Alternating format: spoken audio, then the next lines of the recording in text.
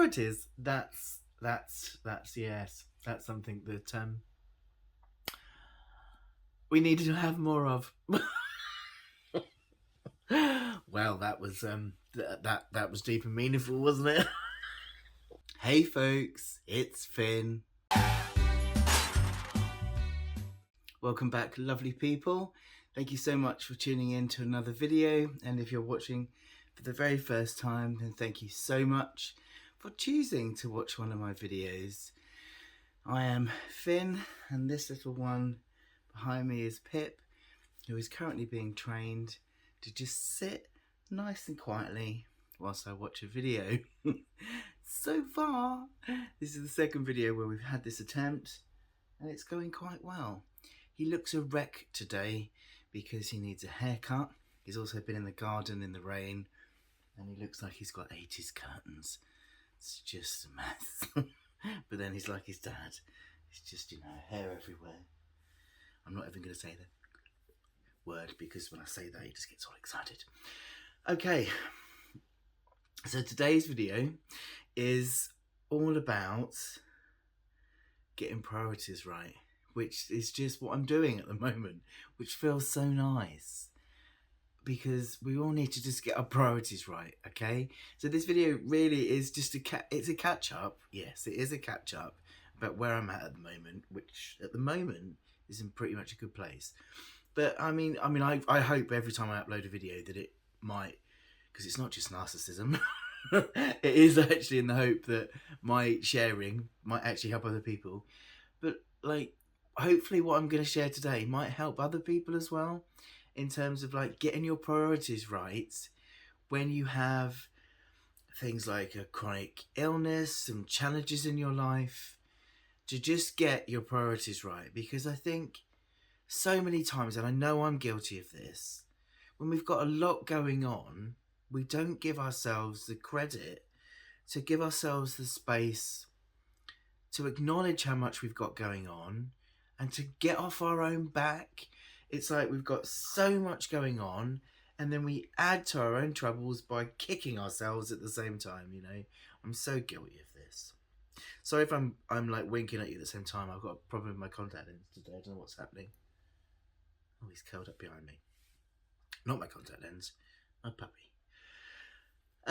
So yeah, thank you everyone so much for your comments over the last couple of videos around, my finally getting my PIP benefit sorted, which is really why I'm now able to get my priorities right. This is where it's all come from, really. I made a big kind of statement on Instagram at the beginning of this week. I kind of try and do this whole different way of living, and I made a post on Monday on my Instagram about Mindful Monday instead of Motivation Monday, because we are in this society, aren't we, really, at the moment, where, and we have been for a number of years, around kind of like motivation, do this, do that, set goals, do this, do that, which, it can be useful, but at the same time, we kind of are living in this world where it's kind of almost a bad thing to stop and rest. And so I kind of try and go against that and think, okay, to not just rush in and try and get this done and that done. Let's just start the week being a bit more mindful. How can I do kind of set some intentions for the week rather than goals? Just intentions around how I want to feel, what I want to kind of not achieve, but just kind of work towards in a bit more of a gentle way. So I kind of did that on our Friends of Finn Discord group as well. Thanks to my lovely members for taking part in that as well. And I put it up on my Instagram as well, and it was really nice to get so many responses from people that also kind of feel this same way, that Monday comes around. Monday's that kind of day, isn't it, where we all think, oh right, this is the day that I need to stop doing this and start doing that, and I need to start again because I failed last week, and I need to do this, and pressure, under pressure. And I still find myself doing that, even though I've got a chronic illness, and I can't possibly kind of think, right, let's do this, And equally, I haven't done anything wrong. If I've had a week, the week before, where I haven't been able to do X, Y, Z and finish X, Y, Z and start X, Y, Z and achieve X, Y, Z, it's actually not my fault. I've got a chronic illness. So why am I starting Monday thinking, right, this time I must achieve it because I didn't last week? Stop it! I've got a chronic illness. Do you know what I mean? So anyway, with all of what's been going on the last kind of 13 months around my personal independence payment benefit, this whole last year, rather than kind of prioritising looking after my health and that, I've been like prioritising writing letters for appealing benefits. And when you've got a chronic energy limiting condition like ME/CFS, if you know anything about spoon theory, let me briefly explain. It's a really simple way of explaining a very complex condition where with ME/CFS your body doesn't produce enough energy, doesn't use energy properly, doesn't store energy properly, so you have a really limited amount of energy. So you can think about it, I mean, I can't remember the woman's name that invented spoon theory. I'm going to have to write it down here. Basically, she explained it to her friends in a number of spoons. Most people have unlimited spoons every day. Unlimited amount of energy every day. So unlimited amount of spoons. When you have a chronic illness, you might only have like 12 spoons a day. So, you've got to think wisely how you spend those spoons, and they run out. And different things cost different amount of spoons. So, getting up might be a couple of spoons. Getting a shower might be a couple of spoons. Eating might be a couple of spoons. Getting dressed might be a couple of spoons. Then you can see what, and then you're running out, aren't you, before you've even, got into the day. So it's really difficult to work out where your energy goes every day. So massive things like writing a letter about benefits, the stress of benefits, 3 spoons. Writing a letter, there's another 3 spoons. And that's before I've even eaten my breakfast, got dressed and all of that. So it's been taking up so much energy. And then not having that additional bit of money as a buffer to manage has meant that I've been really stressing and trying to continually push myself to do work that I can't do, and then absolutely wiping myself out with post-exertional malaise all the time. And this has meant that I talk a lot about how I'm having to kind of move my absolute priority stuff to the top and everything else gets wiped up underneath, and my PIP benefit and the work that earns me the most money has been at the top, and everything else has kept being wiped out, including stuff like my leisure activities and just stuff for fun. And I've been prioritizing going out at the weekends with Chris on our camping holidays. So then I crash from that, have enough time to recover, and then just write a letter for my PIP appeal. And it just feels like I've been bouncing between that. So it's now with this PIP benefits done, and I can stop stressing about money because that's going to help to support me. I can now, not PIP as in you, darling, PIP benefit. It's just crashed into behind me. Oh my goodness, my dog's so cute. So that's my bit of buffer of money happening again. So that just takes so much of stress off, which means I haven't got to say yes to every bit of work, and I can start prioritizing my health and start looking after myself as I should have been. Because I was talking to my occupational therapist about this on one of our last calls, and when you've got a chronic illness, whether it's a chronic physical illness or a mental health illness, we kind of forego our leisure and pleasure activities first, because things like work, housework, stuff like that is, the first thing we think we should be doing, because we feel so guilty that these things are slipping. We do those first, and we forgo all the stuff that is taking care of us, whether it's our self-care, whether it's just sitting and enjoying some colouring in or taking our puppy for a walk. All of these kind of things, we forgo them first, and those are the sort of things I should be doing. So this week I've just kind of said doesn't matter to anything else, and I've started to get myself out with PIP. I start to go out on my scooter just round the block with PIP. Just doing little things like planting a pot plant. Silly little tiny, well, they seem silly, but they're not silly. But these are the sort of things I couldn't do before, because even those teeny tiny things wipe me out. And I couldn't do them before because I was like, oh, well, I can't do that, because if I do that, then I'm not going to have the energy to write another appeal letter tomorrow, or I'm not going to have the energy to write an appeal letter and do the talk I've got to do on Wednesday, for example, So, now I'm like, no, actually, planting a pot plant and going for a 10-minute scooter drive around the block is more important. Do you see what I'm saying?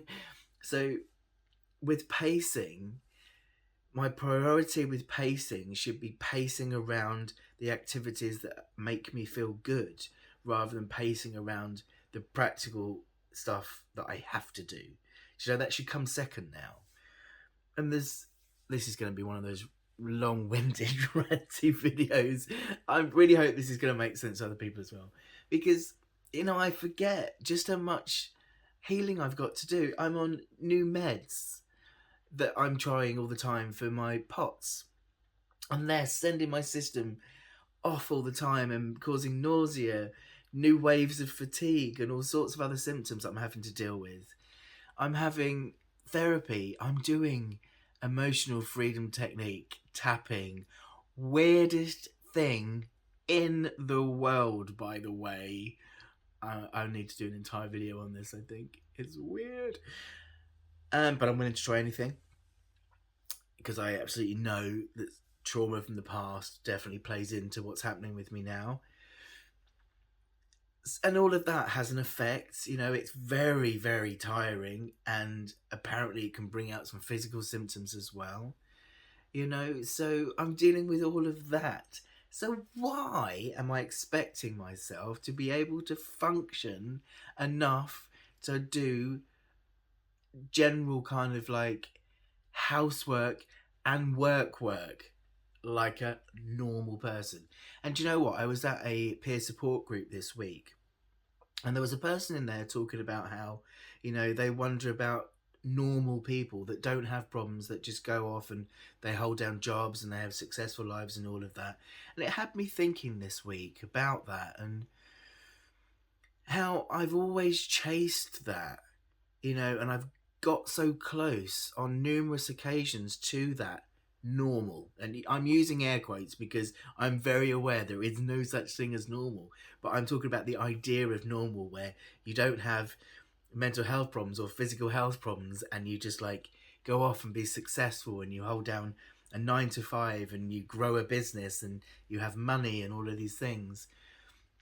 And I thought that was starting to happen for me before I got really poorly with what is now diagnosed with ME. And I thought I got really close. And it's been like this all my life, whether it's been really poor mental health, drug and alcohol addiction, gender transition, and now ME. All of these things have got in my way. And like the outside looking in, people are like, oh, it's just one thing after the other with him, isn't it? And I guess it's the shame and stigma in me want to just get over that and function like this normal person. But I'm not a normal person. I have these challenges, and it's not my fault. I have these challenges. I don't know if I ever am going to be this normal person that is able to just be this successful 9 to 5 person. And do you know what? That is actually okay. And I think trying to be this normal person is actually done me more harm than good, I've got to keep, and this is probably my own kind of, this is therapy stuff probably coming out that I'm just speeding onto you now. I've probably got to keep working on my own ideas of success. I think over this last year, as I've kind of worked through my ideas of what laziness is and isn't, thank goodness for that book I go on about all the time by Devon Price, Laziness Does Not Exist, I understand how much I need to divorce my idea of my self-worth as tied into my output. I'm really understanding that now, much more than I was. But I still think I have this kind of idea of my own level of success in terms of this kind of functionability, of normality, of like, because I can't produce things like other people can. If I would want to make a video each week and a blog each week and do all of this, am I making any sense to anyone? This is one of them videos again, isn't it, where I'm just thinking out loud before I've even thought about this. I'm just telling you what's in my head. But yeah, this is basically what I'm thinking about this week. This kind of getting my priorities right about who I am, what I can do, and what my body needs. Right? So, too long, don't read. It's a bit late to be saying that, really, at 15 minutes in, isn't it? Is this. Is that my priorities now should be my pacing, of course, as always. I'm back on track with pacing more than I was. But around pacing, the activities that I'm pacing around should be more about the enjoyable activities, whether it's going around the block on my scooter with Pip, learning to drive my new wheelchair, which turned up this week. I'll share a little video of my new scooter. It's a Quickie Q50R, which I've named Fancier. It's going to be much more comfortable than Molly, goes much further than Molly, can handle much better off-road terrain than Molly. So learning to drive that. Resting and relaxing because I'm going through really intense therapy. Resting and relaxing because I'm going through lots of different medication. Just having time to just sit and chill and look at our garden. That is my priority. And that's okay because I have this huge history of a really troubled, difficult life. I've gone through a lot. And I cannot expect myself to be some kind of mad entrepreneur that can go off and work 9 to 5 and not have it affect me. As much as I want to be that person, I can't, and I'm not. And I think that's what I keep needing to come to terms with at the moment, because I do still keep having that push-pull with what I want to do. Now this PIP benefits come in, I can actually breathe a sigh of relief in not needing to earn that additional money. But I also need to go there on a mental level and let go of a lot of it. Do you know what I mean?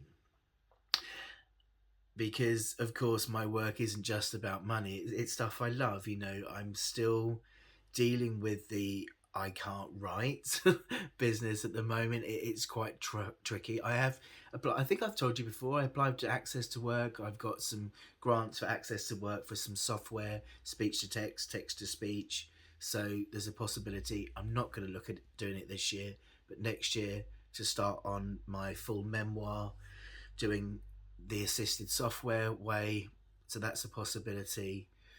But, you know, just to go a bit more relaxed around everything I'm doing, to just do what I'm doing with this, making these really rough, raw videos where there's no kind of agenda, there's no kind of trying to hit a target. Hey, welcome to YouTube, subscribe, cha-ching, all of that kind of thing. I'm just making videos and just putting them out there and then trusting that who I am will just attract people, and I'm not, you know, following any particular subscribed way of doing things to attract people other than being me, because just trying to kind of follow this is what you need to do to get people, and doing that, I haven't got the energy for it. So I'm just making videos as me in hoping that people that like me will just come. I've got an amazing group of Friends of Finn members who subscribe and join memberships and pay to be members, and that's working even though you're so patient and you don't always get your exclusive content. You get that in dribs and drabs, and I do my best. And just to be okay with with what I can do, and to trust that those that choose to subscribe to me in that way and pay the membership understand that that's who I am right now, and that people are free to leave if they do get annoyed that it's not there, you know, and just trust people to do that. That's what I've got to do. I've got to just keep being honest about who I am and what I can do, and that's okay. And that's where my priorities are. Did any of that make sense? You know, just I can't be anything other than what I am right now. I can't do anything more than what I can right now. And the only thing causing me misery would be trying to do or be anything other than I can or am right now. Does that make sense? And I think that's where pain comes. Well, it is where pain comes from, isn't it? it's a painful situation having ME CFS, and I mean, if you saw my notebook and all my ideas, you know, that is painful, but you know, they're all there, you know, those ideas. But what actually causes me pain more is the kind of like just keep trying and failing, rather than like they coming to the acceptance of this is just where I am right now. This is where I am right now. And I tell you what, this last week of just kind of really just embracing all of that and just switching my priorities, I've just had a very, very different week in just going, okay, right, there is no schedule this week. We're just going to pace. And then in the activity time, we're just going to pick something we want to do and see how it goes. And just knowing there's nothing hanging over my head. I've got no deadline to get some letters of evidence in. And because that's all this last year has been about, writing evidence letters. And it's not like the old me that could just bang a letter out in an hour. You know, a letter would take me like a week because of having like this energy limiting condition. So yeah, that is my update this week. Priorities when you have a chronic condition, managing your priorities, putting yourself first, because you should. And this, sorry, I was going to say one more thing when I do switch off. This is the same for gender transition as well, because I did this during my gender transition. Even though gender transition was exhausting mentally and physically, I still pushed myself to do all of the things I did. And I wonder I'm exhausted when I should have given myself a break, because of course people would be like, well, it's just gender transition. You chose it. You've got to go through it. So anybody out there who, because obviously lots of people watch my channel who are trans, give yourself breaks as much as you can when you're going through gender transition, because it's a stressful time and you deserve it. Just to get up, get out of bed and go about your daily life when you're trans and you're going through transition takes so much, let alone doing life on top of it. Managing daily life, people that go through study, go to work, all of that on top is a lot. So give yourself a break. I think we all don't give ourselves enough credit for what we go through, and we push through and then just go, why am I not managing this? Look at what you're handling. That's why. So just give yourself a break, prioritize you more around things, because we all should. And go and read Devon Price's Laziness Does Not Exist, because it just changed the way I thought about things. That's my update this week, folks. This weekend, if it stops raining, me and Chris will be ambling around the countryside trying out my new wheels, which is a big learning curve from driving like that to driving with basically a PlayStation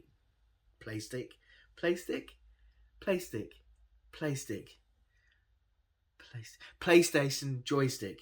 It's really not as easy as you would think. But yeah, I shall get Chris to film me and I'll put some stuff on my Instagram. Hope everyone's well. Oh, hang on. I have some quick shout outs. I have one thank you to Ree, who sent me a coffee donation on my Ko-fi page. Thank you very much. And thank you for your lovely message. And I also had a lovely gift. Hang on. My lovely friends, Indigo and Ruthie, sent this to me in the post. He's a little sloth, because I was wearing a sloth t-shirt in my last update, and they sent me this. He's called Dangler. Was he called Dangler? I think so. He's got a lovely smell to him. But isn't he cute? So thank you so much, Indigo and Ruthie. He made me smile. He also made my neighbours smile, because the envelope was addressed to the gorgeous Finn, and it turned up, but my neighbours picked it up first. So when we turned up, they shouted, "We've got a parcel for the gorgeous Finn." So that was funny. So thank you very much for him. So yes, to Ree and to Indigo and Ruthie this week for being so lovely. Thank you very much. Have a great weekend, everybody. And I will see you next week for some random update of indeterminate content. That was a really big word. It's a shame I didn't manage to say content right. Otherwise that would have been really well said. from me. Anyway, love you, bye. It's a talking boy.